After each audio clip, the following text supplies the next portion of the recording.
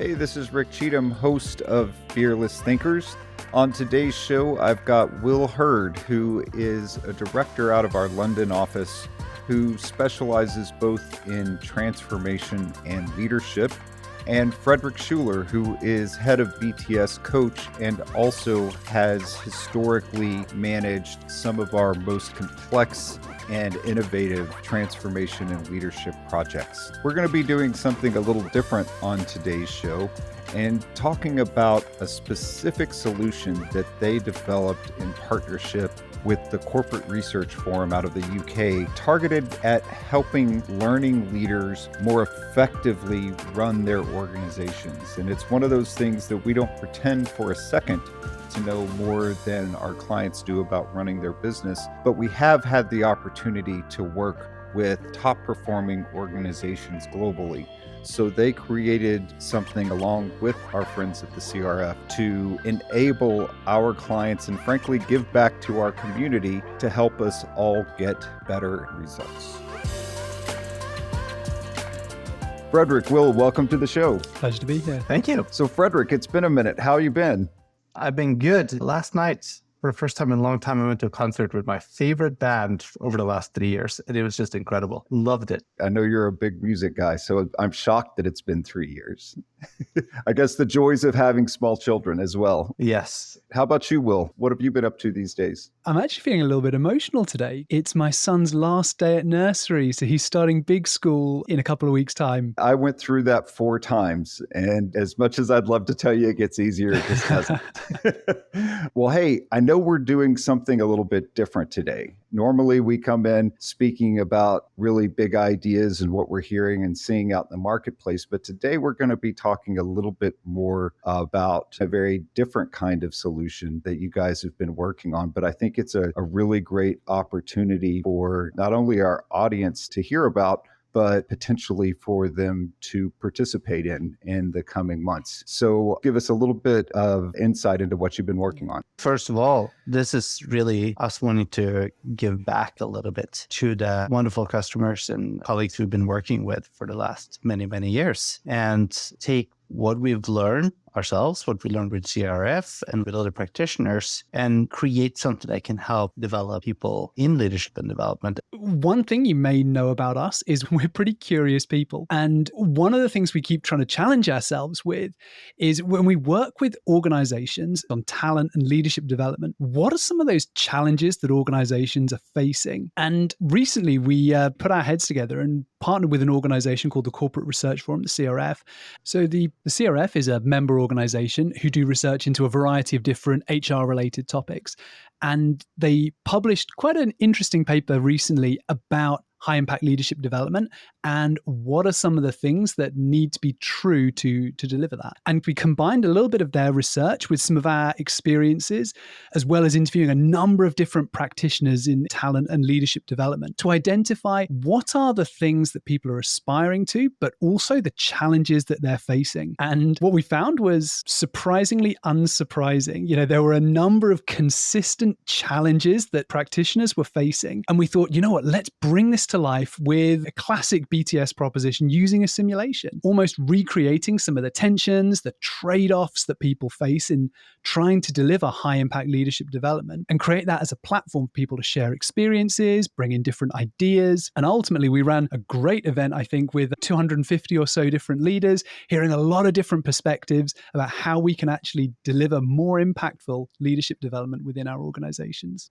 So in a partnership with CRF, we were asking the question, how can we give back and create a great experience for practitioners in learning and development? That's not just based on seeing presentations of what great looks like, but create a real experience where they can exchange ideas, where they can build capability, think more strategically about their roles in the organization. So the process we went through was to review the research that they had done, other external parties had done, and then what BTS had done. Couldn't get a landscape of what are we seeing out there that makes great leadership development. Secondly, we identified a group of practitioners that were respected, seen as real leaders in their field, and we formed a steering committee with them where we actually co-designed the whole experience with them. What are their challenges? What were the things that they're working on? What are the biggest impediments for them to deliver more value through the work they're doing? And what are the successes that they've had?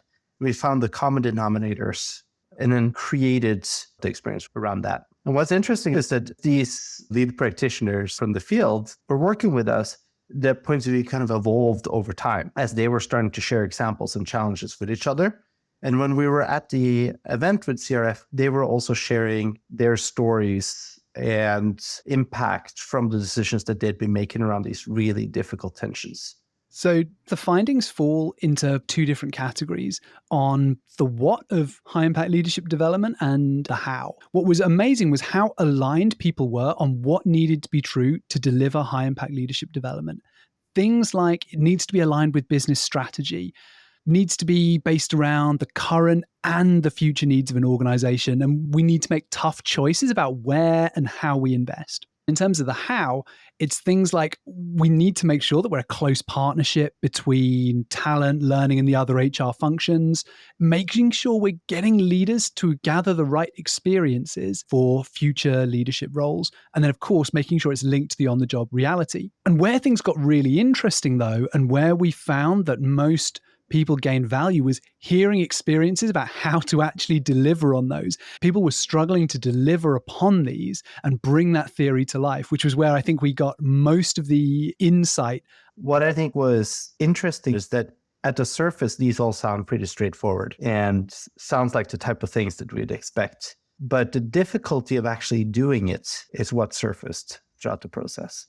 Aligned to business strategy, well, it sounds easy, but business strategies are changing faster than ever. And it's hard often for L&D professionals and leaders to stay on top of that. And a lot of what we spent time on the event is that how do you stay on top of that? What's the role that you're playing? And how are you enabling yourself to be current? And if we use another example, that needs to be based around the future needs of the organization as well as the current. Because strategies are shifting faster and because strategies are becoming more complex, and business models are evolving, it's actually harder to predict what those future needs are going to be. If we even look back at the AI revolution we've had in the last 18 months to 2 years, it's very hard to predict what we need people to be great at, just even 2 to 3 years from now. One piece that really stuck with me there was that the organizations that were really successful about doing this were the ones that very clearly defined what are the problems for which leadership is the solution or talent is the solution. So I don't know if you remember that conversation we were having with a diversified foods group, and they talked about the need for very bespoke butchery skills. And basically they had a population of maybe 4 or 5 people that were real world-class experts in butchery, and they were just being taxed to the absolute limit. They had no time to do what they needed to do. And so instead of thinking, well, how do we hire this skill, find new people with this skill, because actually there weren't that many like world-class master butchers out there, they realized that most of their time was being drawn into actually not particularly complex tasks, things that it didn't require their level of skill to deliver. So they initiated a very targeted program of upskilling about 400 or so practitioners. So they were moderately skilled with these butchery skills, and they could actually free up the time of those real expert butchers to focus on what needed to be done. So you don't necessarily have to be able to predict the 10-year future of that business, but it's thinking, where is specifically talent or leadership going to be the solution to a challenge? And then thinking about what level do we need of different skills for that gap. As functional leaders and L&D professionals, getting people in the spot where they get to use their superpowers more often, I think what you're really talking about. The highest performing organizations are making really tough trade-offs on what they're investing in and what they're not investing in. But the problem that often leadership development professionals and leaders come into is that it's not about making the tough choice, but it's actually getting it to stick.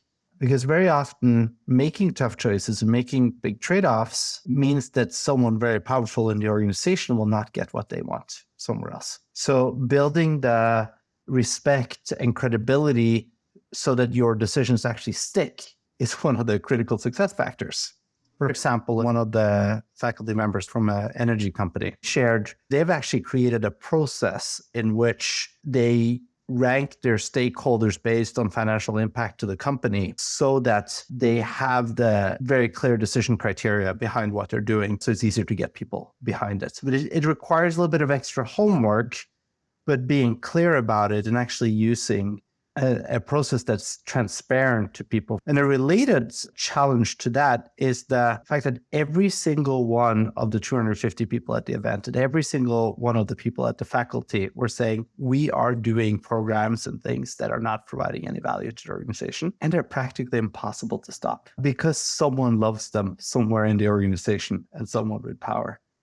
So we heard numerous examples of people saying, we're spending $500,000 here, $1 million here on a founder's values program. The founders are no longer here.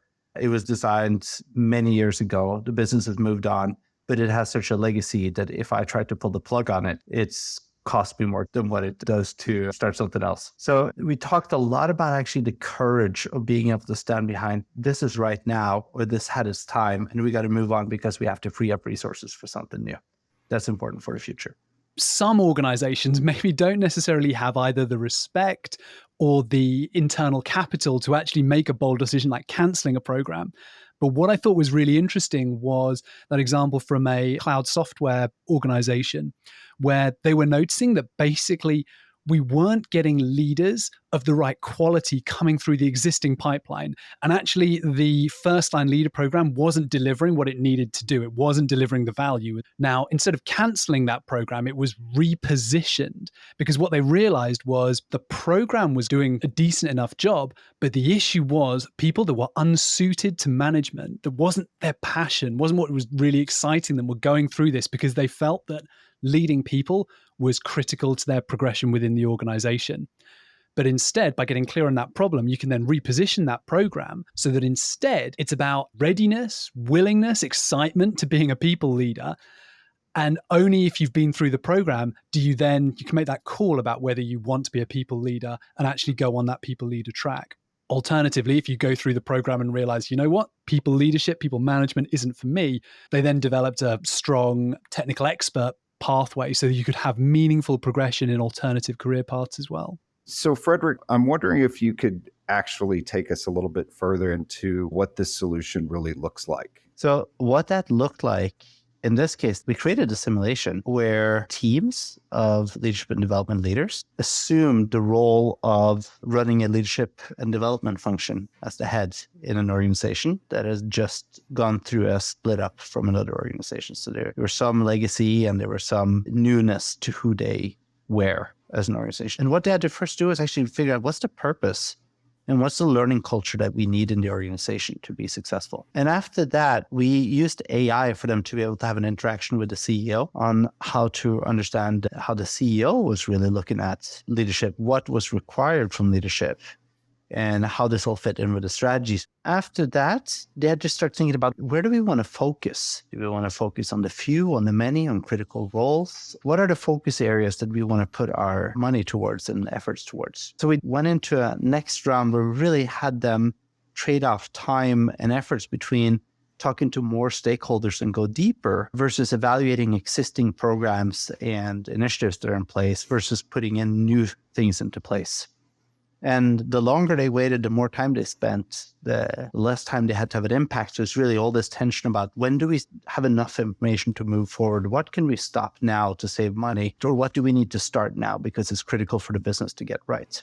And then the third round of this was really focused around how do we deal with all these surprises and these moments that comes up throughout the year and throughout the execution of what we're doing that are making it hard for us to follow the plan or creating opportunities for us to have greater impact as a function along the way. So common for all this was to create this vehicle for all these fantastic leaders in the space to have conversations with peers. So I get, Fredrik, what you were saying from the top of the show about this really being an opportunity for us to give back to the community of L&D leaders. And I think what's so great about this for our audience here is that so many times I think folks feel like they're on a bit of an island in their organization. They get very few thank yous and are very quick to hear about even the smallest thing that goes wrong. So the opportunity to work with peers to try to solve for some of these challenges in a shared, safe environment could really be helpful for a lot of folks. So for those L&D professionals out there listening, what opportunities do they have to learn from the information that you guys have been gathering? Well, we designed this initially for use at this industry event, and we're actually looking to run a few more of those across the globe. Maybe get in touch with your local BTS contact and see if there's one happening near you. But we also designed this thinking about how you might be able to use it with your teams. So simulations are such a powerful tool to almost step away from the day-to-day business and think a little bit more big picture about what is the value proposition, what's the strategy that we're delivering in quite a safe experience. So people can share ideas that they perhaps wouldn't do when talking about the day-to-day because you're talking about a simulated company. It's also a great opportunity to build capability. We can practice, we can explore how you might engage with stakeholders, make tough decisions. What are some of those trade-offs we think we might be dealing with over the course of the year, and how we as a team are going to think about making those decisions and navigating through them. Wow, that does actually sound quite powerful and actually very timely. This is actually being recorded in August. And for those that are in a calendar year, planning season is coming up. So the ability to do this kind of work before going into planning, I think would be really powerful for folks. Well, thank you both for taking the time to speak with us today. And thanks for the great work, because it's crazy sometimes that those in L&D that focus so much on the development of others get so little development for themselves. So the work that you've done here, I know I appreciate, and I'm sure our audience appreciates as well. So thanks for joining me, and I'm sure we'll talk soon. Pleasure. Thanks for having us, Rick.